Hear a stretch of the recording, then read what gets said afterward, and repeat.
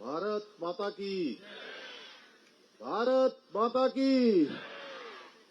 बच्चों की आवाज बहुत जोर से आ रही है, तब से लग रहा है कि जोश है बच्चों में। भारत माता की। वन्य जीव सप्ताह के इस शुभारंभ अवसर पर अभी हम सब लोग जिनको सुन रहे थे,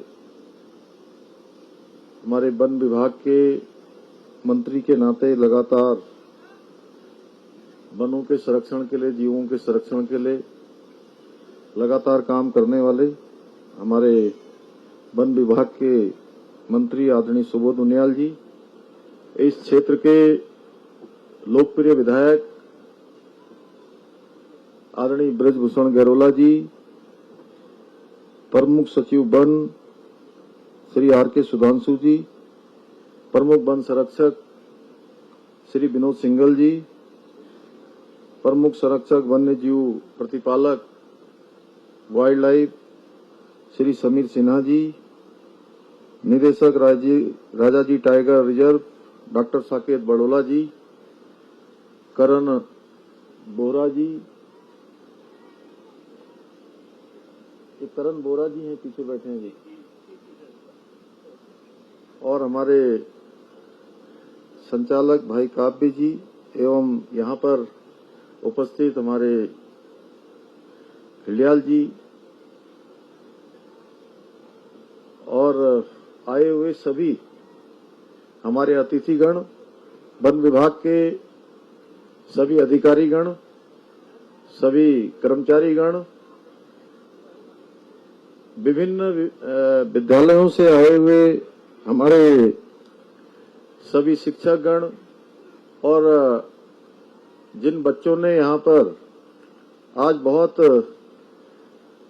अच्छा अपना यहाँ पर प्रस्तुतिकरण किया है, ऐसे विभिन्न विद्यालयों से आए हुए मेरे प्रिय सभी छात्र एवं छात्राएं, जिनमें MP KP PG college Dehradun से, विवेकानंद स्कूल जोगीवाला, प्राथमिक विद्यालय Ramgarh, junior high school Ramgarh से आए हुए सभी छात्र एवं छात्राएं, उपस्थित पत्रकार मित्रों एवं छायाकार बंधुओं, आज हम सभी लोग यहाँ पर वन्य जीव प्राणी सप्ताह इसको शुभारंभ करने के लिए एकत्र हुए हैं।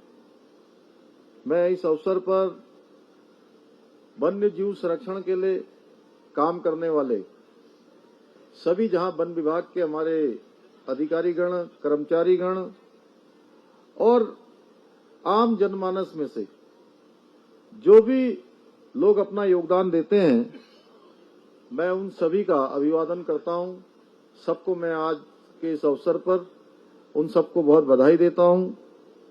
जहां वन्य जीव हमारी आस्था और संस्कृति इसके अभिन्न अंग हैं, और हमारे आजकल नवरात्र चल रहे हैं, बहुत सारे लोगों के आज व्रत भी होंगे, और हमारे देवताओं के साथ स्थान पाकर हमारे वन्य जीव भी हमारे लिए बहुत पूजनीय है। उनका स्थान भी हमारे लिए बहुत ऊपर है। जहां मां दुर्गा शेर की सवारी करती है, तो गणेश जी का वाहन मूषक है। मां सरस्वती हंस तो कार्तिकेय भगवान मोर पर सवार होते हैं। लक्ष्मी जी का वाहन उल्लू है, तो देवों के देव महादेव के कंठ पर नागराज सुशोभित रहते हैं। हम अपनी सनातन संस्कृति के अनुयायी नर में नारायण, पौधों में परमात्मा और जीवों में शिव का दर्शन पाते हैं। ये हमारी सनातन संस्कृति है, पुरातन संस्कृति है। वन्य जीवों का संरक्षण, जहां हम सब लोग वन्य जीवों के इस सप्ताह के प्रारंभ होने पर एक संकल्प लेते हैं, एक तरह से मन से, वचन से, कर्म से, वाणी से, कि हम वन्य जीवों का संरक्षण करेंगे, उनका संवर्धन करेंगे। ये हमारे आदिकाल से भारत के जो सांस्कृतिक लोकाचार हैं, जो हमारा व्यवहार है, लोकाचार है, जो हमारी संस्कृति है, उसने हमेशा ही वन्य जीवों के संरक्षण का ये हिस्सा रहा है। हमारे वेदों और शास्त्रों में अनेक जगहों पर वन्य जीवों के संरक्षण का उल्लेख मिलता है। हमारी ये संप्रद परंपरा वन्य जीवों के प्रति जहां करुणा और हमारे सह अस्तित्व को सदियों से प्रोत्साहित करते आई है, इसके संवर्धन को, इसके संरक्षण को लगातार बढ़ाती आई है। इसी परंपरा को आगे बढ़ाते हुए भारतीय वन्य जीव बोर्ड ने, जैसा कि शुरू में बताया, वर्ष 1957 से अक्टूबर के पहले सप्ताह को वन्य जीव प्राणी सप्ताह के रूप में मनाने का निर्णय लिया गया। इस पूरे सप्ताह के दौरान प्रदेश के आम जनमानस को वन्य प्राणियों के संरक्षण से जोड़ने की दृष्टि से कई कार्यक्रम चलाए जाएंगे, जिसका यहाँ पर शुभारंभ हुआ है। और मुझे जब समीर सिन्हा जी मिलने के लिए आए थे, उस दिन मैंने, क्योंकि ये हो रहा था कि ये कार्यक्रम कहाँ पर आयोजित किया जाए, कौन सा स्थान हो जहां पर हम सब लोग मिलें और इस कार्यक्रम का शुभारंभ करें। तो मेरे मन में ही विचार आया, एक बार हो रहा था कि सारे बच्चों को मुख्यमंत्री आवास में बुलाया जाए, मुख्य सदन में जो मुख्य सेवक सदन है वहां पर इनका कार्यक्रम हो। तो बड़ी चर्चा हुई और यह भी लग रहा था कि प्यारे प्यारे हमारे नन्हे मुन्ने बच्चे वहां पर आएंगे तो उनको अच्छा लगेगा कि उस निवास के अंदर आकर वो खुश होंगे। लेकिन मेरे मन में विचार आया कि जहां हम वन्य जीवों के लिए, उनके संरक्षण के लिए सप्ताह मनाने जा रहे हैं, तो ये ऐसे स्थान पर होना चाहिए जहां का वातावरण भी ऐसा लगे कि हम वन्य जीवों के संरक्षण के लिए वास्तव में प्रतिबद्ध हैं और संकल्पबद्ध हैं। इसलिए मैंने ही सुझाव दिया कि पिछले वर्ष जहां जो मसूरी का हमारा वो पार्क है, क्या नाम था, जू में, पिछले वर्ष जू में, तो मैंने कहा कि पिछले वर्ष यहाँ नेचर पार्क का भी हम लोगों ने उद्घाटन किया था, इसका शुभारंभ किया था। तो देहरादून के निकट का कोई ऐसा स्थान खोजा जाना चाहिए जहां पर हमारे सभी प्यारे छात्र एवं छात्राएं भी आसानी से पहुंच पाए।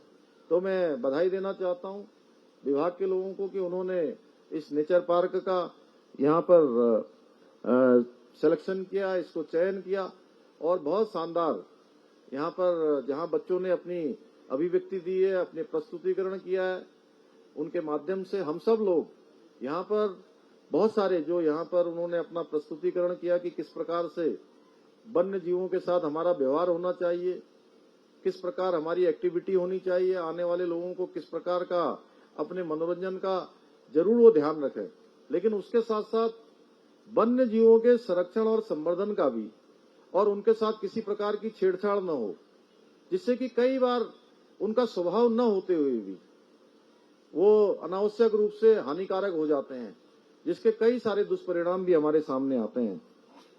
मुझे बताया गया है कि इस पूरे सप्ताह में जहां छात्र छात्राओं एवं युवाओं के मध्य वन्य जीवन को लेकर जन जागरूकता लाने के उद्देश्य से विभिन्न कार्यक्रम पूरे सप्ताह भर आयोजित किए जाएंगे, जिसमें गोष्ठी है, वाद विवाद प्रतियोगिता है, पक्षी अवलोकन है और फिल्म शो का भी प्रदर्शन किया जाएगा। और निश्चित रूप से जहां इस प्रकार के कार्यक्रमों से हमारे ये नौजवान बच्चे हैं, हमारे छात्र छात्राएं हैं, हमारी युवा पीढ़ी है, उनकी सोच में जो हमारा वन्य जीवन, उसके प्रति व्यापकता बढ़ेगी और वन्य जीवों के संरक्षण के प्रति वो अधिक गंभीर होकर बहुत प्रभावी तरीके से उस ओर सोचेंगे। और वैसे भी हमारा राज्य, ये जहां पर मेरे से पहले बोलने वाले सभी वक्ताओं ने यहां से कहा कि हमारा राज्य 71% भूभाग यहां पर वनों का है, और वन एवं वन्य जीव बाहुल्य होने के कारण से हमारे प्रदेश में बहुत सारे इस दिशा में हमारे पास बहुत संभावनाएं हैं। यहाँ इस प्रकार के आयोजन इसलिए भी जरूरी हो जाते हैं ताकि हमारी आने वाली जो पीढ़ी है वो वनों की महत्ता को समझे। जो प्राकृतिक जीवन चक्र है उसमें वन्य जीवों की जो आवश्यकता है वो उनको एक बोध हो, उसी को लेकर अभी माननीय प्रधानमंत्री जी ने जो चीते जो हमारे यहाँ पर जो एक तरह से विलुप्त हो गए थे, उन सबको पुनः यहाँ पर लाने का काम हुआ है। और ये एक तरह से जो चक्र है, किसी भी वन का अगर हमें ठीक प्रकार से अनुसंधान करना है, ठीक प्रकार से उसकी जानकारी करनी है। जब हम यहाँ आए तो उन्होंने बहुत सारे हमको औजार दिखाए, यहाँ पर बहुत सारे हथियार दिखाए, किस प्रकार से काम करते हैं। अगर हमको देखना है कि एक वन में ये इसकी इकोलॉजी, इसकी पारिस्थितिकी ठीक चल रही है कि नहीं चल रही है, उसको देखने के लिए पता करना होगा कि उस वन में टाइगर है कि नहीं है। क्यों गिलडियाल जी, यही है। तो जितना हम जानते हैं, क्योंकि मैं ऐसे स्थान पर बड़ा हुआ हूं, ऐसे स्थान पर मेरा बचपन बीता है कि जहां पर चारों तरफ से, जहां मेरा गांव है, वो गांव के चारों तरफ वन है, वनों से आच्छादित है, नदियों से आच्छादित है। और जो हमारे वन्य जीव हैं, उन वन्य जीवों से भी आच्छादित है। रास्ते में कितनी बार शेर दिखाई देता है, कितनी बार जो है हिरन दिखाई देते हैं। तमाम प्रकार के जो वन्य जीव हैं, मगरमच्छ से लेकर हमारे तमाम अजगर तक हमने बचपन में देखे हैं, बचपन से देखते आए हैं।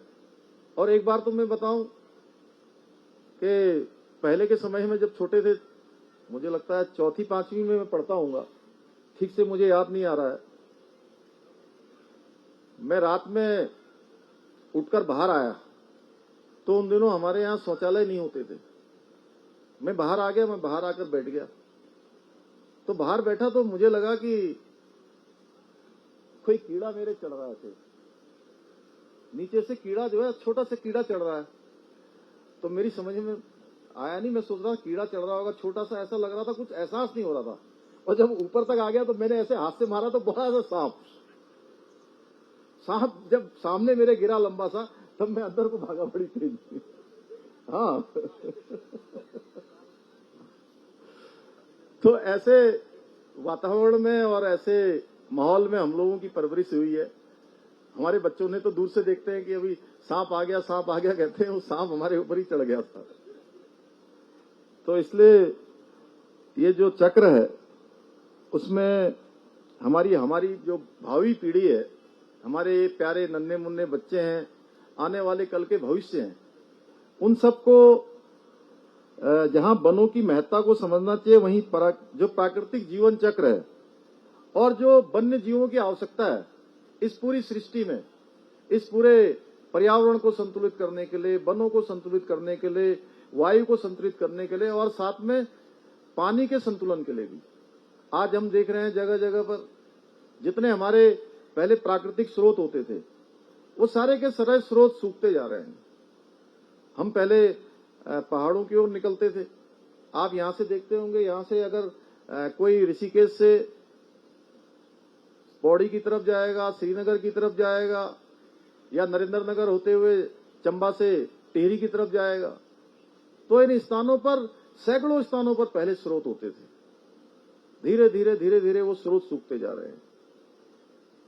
इसके पीछे भी है कि जहां अभी बहुत सारे लोगों ने इस क्षेत्र में काम किया है, उनको राष्ट्रीय स्तर पर, अंतर्राष्ट्रीय स्तर पर पहचान मिली है। उन्होंने कहीं वृक्ष लगाने का काम किया है, कहीं पौधारोपण का काम किया है, कहीं छोटी छोटी तलैया बनाने का काम किया है।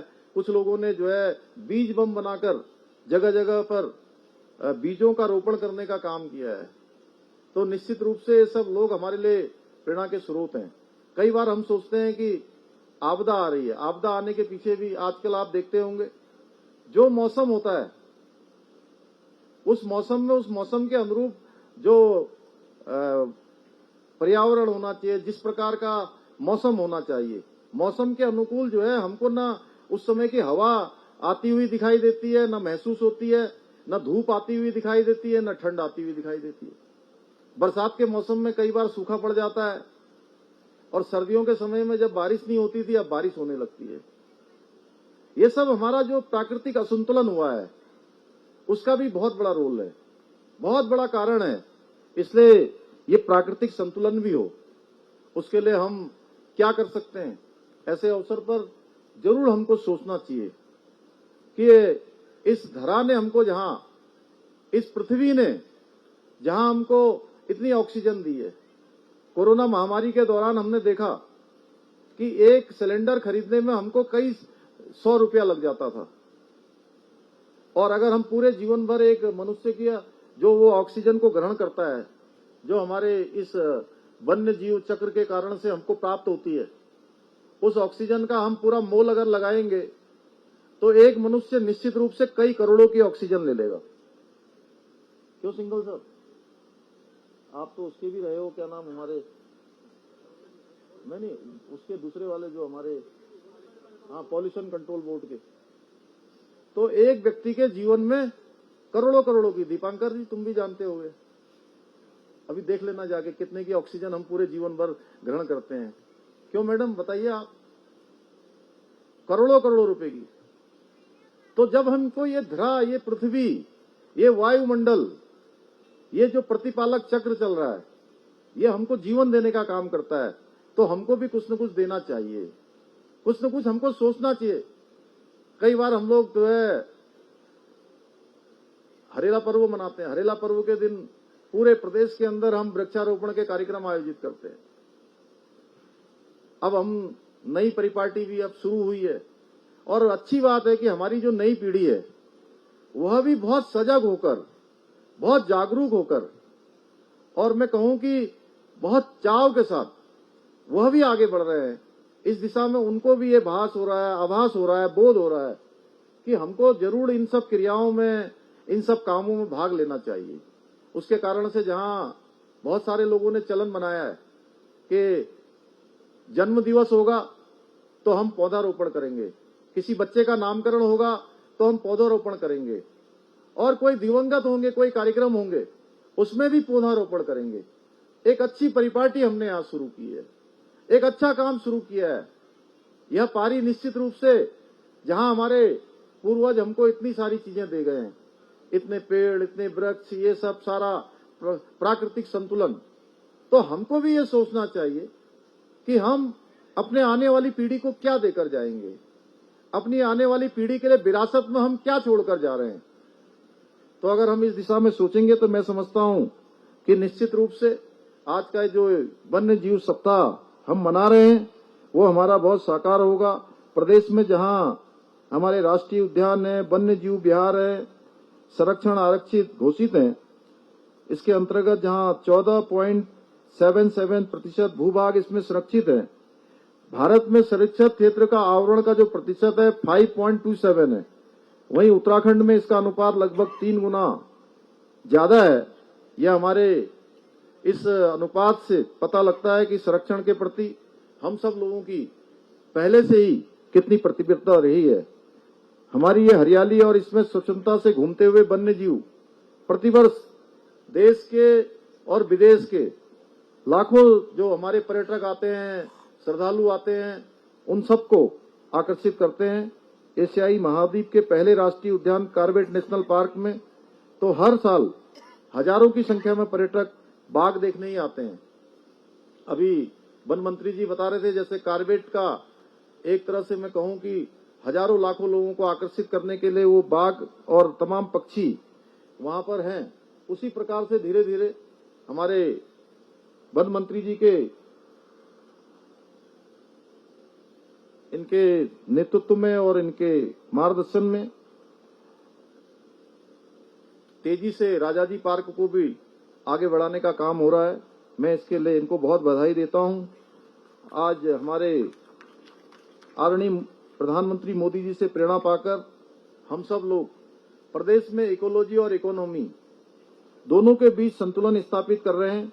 यानी हमारी कोशिश है कि विकास भी होना चाहिए और विकास के साथ साथ जो हमारी इकोलॉजी है उसका भी संरक्षण होना चाहिए, जहां विकास भी और प्राकृतिक संसाधनों का संरक्षण भी हो। दोनों ही जो है हमारे लिए अति आवश्यक है, क्योंकि हम इसी नाते जाने जाते हैं और पूरे हिमालयन राज्यों का, जहां अभी जो हमारा नीति आयोग की बैठक हुई थी, उस नीति आयोग की बैठक में भी मैंने समस्त हिमालयन राज्यों की बात वहां पर रखी थी और हमने कहा था कि हमारे लिए विकास का जो मॉडल है, वो विकास का मॉडल पूरे देश के लिए जो एक समान बनता है, उसमें थोड़ा हमारे जैसे राज्यों के लिए, जहां पर भौगोलिक परिस्थितियां अत्यंत ही कठिन है, वहां पर उस मॉडल को थोड़ा परिवर्तित किया जाना चाहिए और हमारे भौगोलिक स्थितियों के अनुरूप उस पर काम होना चाहिए। आज मैं वन्य जीव सप्ताह के इस अवसर पर वन विभाग के सभी अधिकारियों, कर्मचारियों से अपेक्षा करता हूं, राज्य के प्रत्येक जनपद में कम से कम एक नए पर्यटक स्थल को वो चिन्हित करें और उसे पर्यटकों के लिए, आने वाले जितने भी हमारे सैलानी हैं, पर्यटक हैं, उन सब के लिए सुलभ बनाएं। यह स्थान कोई वन विश्राम का भवन भी हो सकता है, कोई वन्य जीव बाहुल्य क्षेत्र भी हो सकता है, कोई पहाड़ी झरना हो सकता है। आप इसके प्राकृतिक स्वरूप में अधिक छेड़छाड़ किए बिना, यानी कि पुराना जो स्वरूप है वह स्वरूप भी हमारा बना रहे, वह स्वरूप भी न बिगड़े, और इसको विकसित करें। मीडिया और सोशल मीडिया के माध्यम से जो भी हमारा प्रचार हो सकता है, इसका अधिकाधिक प्रचार प्रसार करें। यह प्रयास सुनने में तो छोटा हो सकता है, कई बार लग रहा होगा कि आपको कि ये छोटा प्रयास है, लेकिन इन छोटे छोटे प्रयासों से जो हमारा, जब राज्य का निर्माण हो रहा था, राज्य के निर्माण के समय में हमारे राज्य की आर्थिकी का जो मुख्य आधार था, उसमें पर्यटन बहुत बड़ा था, पर्यटन पहले नंबर पर था। और आज मुझे ये बताते हुए खुशी हो रही है कि हमारे देश के यशस्वी प्रधानमंत्री मोदी जी ने 5 नवंबर 2021 को बाबा केदार की भूमि से कहा था कि आने वाला ये 21वीं सदी का तीसरा दशक उत्तराखंड का दशक होगा। और उन्होंने वहां, उनके मुंह से शब्द निकले, और ये कैसे शिव रूपी शब्द थे कि उनके मुंह से निकले। और इस बार के जो हमारी यात्रा चली है, उस यात्रा में 37 लाख लोगों ने अभी तक रजिस्टर्ड रूप से दर्शन कर लिए हैं, जो अपने आप में अभी तक का सबसे बड़ा रिकॉर्ड है। 1 माह भी और चलने वाली है। वहीं हमारी कांवड़ यात्रा चली थी, कांवड़ यात्रा में भी 4 करोड़ से भी अधिक श्रद्धालुओं ने अभी तक इस बार गंगा का जल लेकर अपने अपने स्थानों पर गए हैं। तो इसलिए निश्चित रूप से हमें इस दिशा में जरूर प्रयास करना चाहिए। एक तरफ जहां हमारे प्रयासों से बाघ, गुलदार, हाथी, हिम, तेंदुआ जैसे अनेक जो दुर्लभ वन्य प्राणियों की संख्या में वृद्धि हुई है, वहीं इसका एक दुखद पक्ष यह भी है, जो हम लोगों ने अभी यहाँ पर जो खेती के क्षेत्र में मानव वन्य जीव संघर्ष में लोगों को यहाँ पर अभी चेक वितरण किए, ये इस रूप में भी सामने आते हैं। इसलिए हमारा यह प्रयास जारी रहना चाहिए कि मानव और वन्य जीवों के बीच संघर्ष की जो घटनाएं वो कम से कम हो। इसके लिए जो तकनीकी है उसकी हम मदद भी ले रहे हैं, और मदद की भी आवश्यकता है। उस मदद को लगातार बढ़ाना चाहिए, उस टेक्निक को लगातार बढ़ाना चाहिए। लगातार गुलदार के हमले होते हैं, भालू के हमले होते हैं, तमाम प्रकार से तेंदुओं के हमले होते हैं। उन सब से भी हम लोगों का, जहां मानव का संरक्षण हो, जहां वन्य जीवों का संरक्षण जरूरी है, वहीं मानव का संरक्षण भी बहुत आवश्यक है। इस दिशा में भी हमको सोचना चाहिए। हमारे वन विभाग के बहादुर कर्मचारी दुर्गम वन क्षेत्रों तक में हिंसक वन्य जीवों के बीच में रहकर अपनी सेवाओं को देते हैं। बहुत कठिन होता है जंगलों के बीच में काम करना। मैं इसके लिए उन सभी को बहुत बधाई देता हूं, और उनकी जितनी भी प्रशंसा की जाए उतनी कम है। मैं आज के अवसर पर पुनः आप सभी को बहुत बधाई देते हुए, बहुत शुभकामनाएं देते हुए कि यहाँ पर बहुत शानदार कार्यक्रम आयोजित किया गया, और इस अवसर पर मैं कुछ विशेष घोषणाएं भी करना चाहता हूं, जिनमें से वन्य जीवों एवं वयस्क एवं अवयस्क की मृत्यु पर देह अनुग्रह राशि की दर को वर्तमान में जो 4 लाख रुपया है, उसको बढ़ाकर 5 लाख रुपया किया जाएगा। इसी प्रकार गंभीर रूप से घायल व्यक्ति को देह अनुग्रह राशि को 50,000 रुपये से बढ़ाकर 1 लाख रुपया किया जाएगा। प्रदेश में राजकीय ड्यूटी के दौरान शहीद होने वाले वन कर्मियों के परिजनों को सम्मान स्वरूप 15 लाख रुपए की अनुग्रह राशि के रूप में भुगतान किया जाएगा। यह राशि हमारे पुलिस बलों के समान होगी। प्रदेश में जिम कार्बेट हेरिटेज ट्रेल की स्थापना की जाएगी, जिसमें कार्बेट के जीवन से जुड़े स्थानों को चिन्हित कर वहां पर इको पर्यटन की विभिन्न गतिविधियों को बढ़ावा दिया जाएगा। इसमें चंपावत में तल्लादेश, मंच, बूम, काला ढूंगा, चूका, दुर्गा, पीपल, देवीधुरा, चौगढ़, काला ढूंगी, नैनीताल, मोहन, काट की नाव, कांडा, मुक्तेश्वर एवं रुद्रप्रयाग जैसे स्थानों पर विशेष पट्टिका का निर्माण किया जाएगा। साथ ही ट्रैक मार्गों का जीर्णोद्धार किया जाएगा और होमस्टे को बढ़ावा दिया जाएगा तथा वन विभाग एवं पर्यटन विभाग द्वारा इनका व्यापक प्रचार प्रसार किया जाएगा। वन विभाग द्वारा शिक्षा विभाग के सहयोग से प्रदेश के समस्त विद्यालयों में छात्र छात्राओं के बीच मानव वन्य जीव संघर्ष की निवारण की जानकारी का व्यापक प्रचार प्रसार किया जाएगा। इसमें वन्य जीव संघर्ष से सुरक्षा हेतु उपायों की जानकारी रोचक रूप से बच्चों को दी जाएगी। प्रदेश में वर्तमान में 5 स्थानों पर त्वरित कार्रवाई दल का गठन किया गया है, जिसके मानव वन्य जीव संघर्ष निवारण में सकारात्मक सहयोग मिला है। इस प्रकार के त्वरित कार्रवाई दल का गठन प्राथमिकता के आधार पर 10 संवेदनशील वन प्रभागों में किया जाएगा। कार्बेट रिजर्व टाइगर बफर क्षेत्र में गर्जिया पर्यटन जोन का संचालन 2020 में प्रारंभ किया गया था, जिसे भारत सरकार की अनुमति न होने के कारण बंद करना पड़ा था। मुझे यहां पर यह बताते हुए खुशी हो रही है कि इसकी सारी औपचारिकताएं पूर्ण कर भारत सरकार से अनुमति प्राप्त कर ली गई है तथा इस पर्यटन जोन का संचालन पुनः शीघ्र ही प्रारंभ किया जाएगा।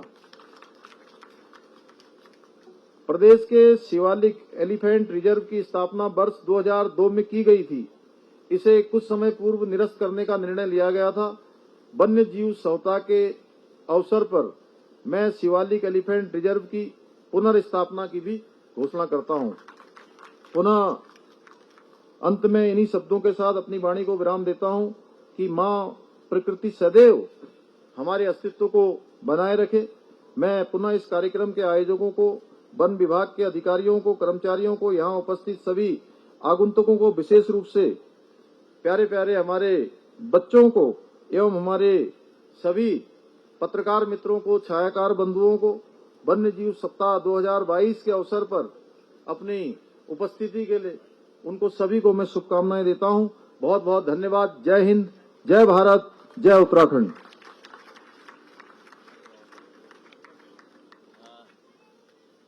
बहुत बहुत धन्यवाद माननीय मुख्यमंत्री जी।